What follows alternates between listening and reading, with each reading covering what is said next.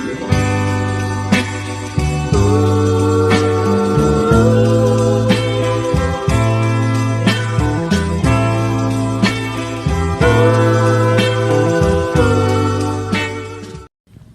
bawat galaw, may dahilan. At sa bawat araw, may biyaya. Welcome to my vlog about what I do on weekends as a student, a granddaughter, and a child of God.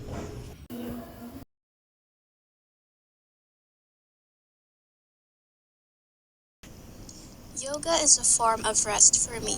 At the same time, also an energy boost, because stretching and taking care of my body is a way to thank and praise the Lord, and to get through the day happier and stronger. Ayan! Alright! Para sa akin, ang mga gawaing bahay ay hindi lamang mga gawaing dapat gawin. Ito rin ay isang paraan ng pagpapasalamat, pag-aalaga sa ating tahanan at pagtutulungan sa pamilya. Ito ang aking maganda na lola at aking gwapo na lolo. Kuya Ma. Hello. Hi, Dadelo, ilang taon ka na? I'm 68 years old. Ikaw, Mamela. I'm already 65. Wow, kahit na matanda na sila, maganda at gwapo pa rin. So, ayun guys, nag-tennis din kami ni Kuya Ram, pinsan ko. So, yun, yes. So, today is Sunday, another day to slay and magsimba po kami ngayon. So, sasabay ako sa aking mga pinsan. Hi vlog, welcome to my guys. Jacob, do you know what's the gospel today? Ito. Alam niyo ni Jacob. Ora. It's about the temple. Hindi ko lang short movie notes. So ito guys, masarap ang aming mga pagkain all day, every day. Thank you Father for the food and for the blessings.